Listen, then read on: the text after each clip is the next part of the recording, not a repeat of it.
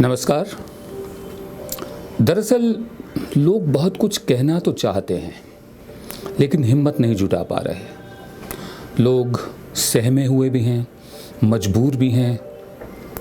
बहुत कुछ कहने को है, बहुत उबाल है, गुस्सा है, लेकिन उनको शब्द नहीं दे पा रहे हैं।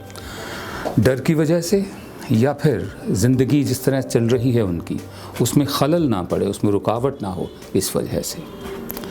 मैं जिक्र कर रहा हूँ नोटबंदी का, डीमोनेटाइजेशन का।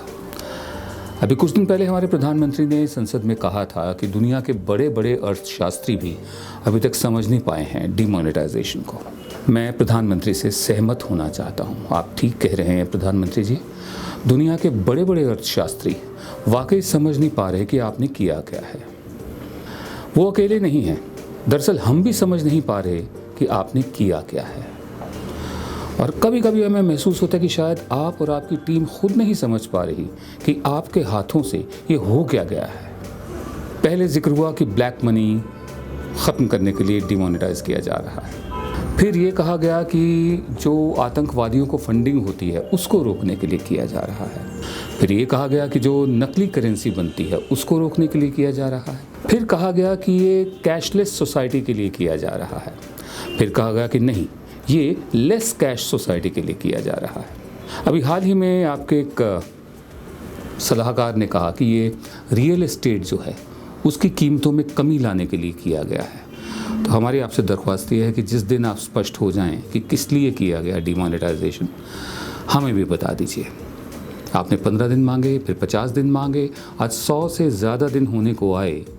आपने बेशक लिमिट हटा दी है एटीएम से पैसा निकालने की, लेकिन सारी एटीएम्स में पैसा हो, पैसे से भरी हुई हूँ, ऐसी बात नहीं है। बार बार नियमों में बदलाव, करीब 50, 55, 60 बदलाव नियमों में किए गए, तो हम कंफ्यूज्ड हैं। आइए जानते हैं मेरे सहयोगी MK वेणु से कि नोटबंदी से हमें हासिल क्या हुआ है। नोटबंदी से अभी तक जो मुझे नज़र आ रहा है कुछ ज़्यादा हासिल नहीं हुआ है। कहा जा रहा था कि ब्लैक मनी को अटैक करेंगे, मगर ब्लैक मनी बरकरार है, रियल एस्टेट में बरकरार है, गोल्ड में बरकरार है। जहाँ तक कैश का सवाल है, लोगों का कैश बैंक में जमा हुआ है, वो स्टेट बैंक की चेयरमैन बता रहे कि वो भी विड्रॉ हो जाएगा काफ़ी हद तक, 50%। तो नए सिरे से कैश ट्रांजैक्शन फिर शुरू हो गई हैं, अखबारों में छप रहा है। तो दूसरा इन्होंने कहा कि काउंटरफिट करेंसी को उसको कर्व करेंगे, और उसका अभी तक इन्होंने कोई आंकलन नहीं दिया। कह रहे हैं कि RBI अभी भी काउंट कर रही है कि काउंटरफिट अभी है, कितना है बताया नहीं अभी तक, जितना जो पैसा लोगों ने दिया है उसे। और तीसरा उन्होंने कहा था कि टेरर मनी को कर्व करेगा। आज ही अखबार में आया है कि 2000 के नोट बांग्लादेश, पाकिस्तान और बांग्लादेश से होते चल के अंदर आ गए हैं, और पूरी उनकी फ़ोटोकॉपी छप अखबारों में दिख रही है। 15 लाख करोड़ जो डिमोनेटाइज हुआ है, वो 15 लाख करोड़ के आसपास पूरा बैंकों में आ गया है। ये बात सही है, इन्होंने मुद्दे को शिफ्ट किया था ब्लैक मनी से डिजिटाइज इकोनॉमी और कैशलेस में, और लेस कैश। उन्होंने कहा था कैशलेस तो पूरा हो नहीं सकता, लेस कैश। अभी जो देखने को मिल रहा है कि वापस लोग फिर कैश में आ गए हैं।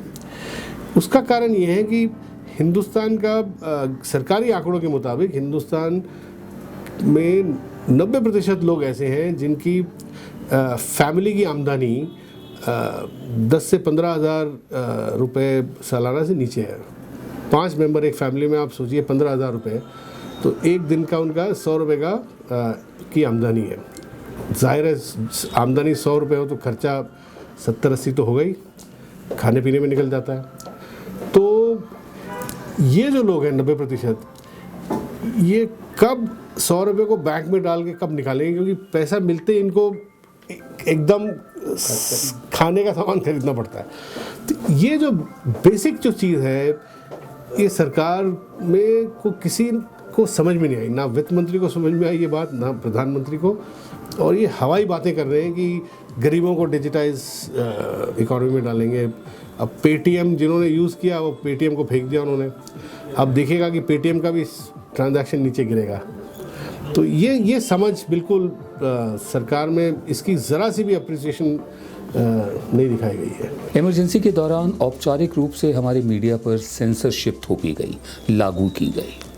बहुत कम लोगों ने हिम्मत दिखाई सेंसरशिप के खिलाफ आवाज़ उठाने की, और अगर कुछ आवाज़ें उठी भी तो वो इस तरह की थी कि जहाँ संपादकीय छपता है, एडिटोरियल छपता है, उस कॉलम को खाली छोड़ दिया गया। बाद में जब इमरजेंसी हटी तो उस वक्त बीजेपी तो नहीं थी, भारतीय जनसंघ थी। उसके एक वरिष्ठ नेता LK आडवाणी ने प्रेस वालों से, मीडिया वालों से मुखातिब होकर कहा, you were asked to bend, you chose to crawl. आपसे सिर्फ झुकने को कहा गया था, आप तो रेंगने लगे। आज औपचारिक रूप से ऑफिशियली कोई सेंसरशिप नहीं है, लेकिन पिछले करीब 2.5-3 साल से मीडिया कुछ ऐसे विषयों पर खामोश है जहां पर आज से 3 साल पहले तक वो बहुत मुखर था, आवाज़ उठाता था। एक फ़र्क ये भी है कि 3 साल पहले तक जो मीडिया था उसे संपादक लोग चलाते थे, आज जो मीडिया के मालिक हैं वो चलाते हैं। बहरहाल जो भी हो, पिछले 2.5-3 साल में एक निगाह डालते हैं ऐसे कौन कौन से विषय थे जिन पर मीडिया खामोश रहा है, मेरे सहयोगी सिद्धार्थ वरदराजन के साथ। अगर हम शुरू करें 2014 से ही, तो तुलसीराम प्रजापति, सोहराबुद्दीन और कौसर बी की हत्या का जो केस बना, जिसमें अमित शाह को मुकदमे से पहले कोर्ट ने छुड़वा दिया, उन पे बहुत गहरे इल्ज़ाम थे। चलिए कोर्ट ने छोड़ दिया, लेकिन CBI का ये फैसला कि हम इस पर अपील नहीं करेंगे, इस पर किसी भी मीडिया में उस तरह की चर्चा नहीं हुई। FCRA का अगर हम मिसाल ले लें तो ये एक ऐसा कानून है, फॉरेन कंट्रीब्यूशन रेगुलेशन एक्ट, जिसके चलते बीजेपी सरकार तीसरा सतलवाद और इंदिरा जयसिंह के खिलाफ मुकदमा चला चुका है। लेकिन 2014 में दिल्ली हाई कोर्ट ने बीजेपी और कांग्रेस दोनों को दोषी ठहराया, ये कहते हुए भी कि आपने वेदांता जैसे विदेशी कंपनी से पैसे कैसे लिए। ये भी FCRA का वायलेशन था। इस पे मीडिया पे चर्चा नहीं हुई। लेकिन सबसे बड़ी बात कि 2016 के बजट में जब अरुण जेटली वित्त मंत्री ने बजट डॉक्यूमेंट में एक फुटनोट लगा दिया, जहां पे FCRA कानून में संशोधन रेट्रोस्पेक्टिव इफेक्ट से उसने शामिल कर दिया, जिससे बीजेपी और कांग्रेस या अन्य पार्टीज जो विदेशी कंपनी से पैसे लेते हैं, जो FCRA के खिलाफ जाता है, उनको माफ़ी कर दी गई, उनको छूट दे दिए गए। इस पर कोई चर्चा नहीं हुई, कोई डिबेट नहीं हुआ, सिवाय 1-2 अखबारों को छोड़ के। बिरला सहारा डायरीज़, ऐसे कागजात किसी भी जनतांत्रिक देश में अगर निकल आते हैं, कम से कम एक इंक्वायरी होती है। आप ब्राज़ील में देख लीजिए, साउथ कोरिया में देख लीजिए, वहाँ प्रेसिडेंट्स के इस्तीफ़ा जो है हो गए, इम्पीचमेंट हुआ। यहाँ पे जो है कोर्ट एक इंक्वायरी लॉन्च करने से कतरा रहा है, लेकिन मीडिया ने इस इशू को पूरी तरह से इग्नोर किया। हम में से बहुत लोग ऐसे हैं जिनके पास कहने को बहुत कुछ है, लेकिन खामोशी से वो अपनी ज़िंदगी की जंग को लड़ते रहते हैं। ठीक है, लेकिन जब नोटबंदी की तरह जुबाबंदी को भी एक दस्तूर बना दिया जाए, फिर बात कहने का दिल करता है। जन की बात एक ऐसा ही मंच है जहां आपकी बात उठाई जाएगी, उसको अल्फाज दिए जाएंगे और उस पर चर्चा की जाएगी, आपके सामने लाया जाएगा। इसलिए आप हमें अपने सुझाव भेजिए और हम वो तमाम मुद्दे उठाएंगे जो जिनका सीधा ताल्लुक आपसे है, जन से है। आज जन कवि फैज़ अहमद फैज़ साहब की सालगिरह है। चलते चलते उनकी लिखी हुई, उनकी लेखनी से निकले कुछ शब्द। नमस्कार। जब जुल्मों सितम के कोहे गरा रूई की तरह उड़ जाएंगे, हम महकूमों के पांव तले ये धरती धड़ धड़ धड़केगी और अहले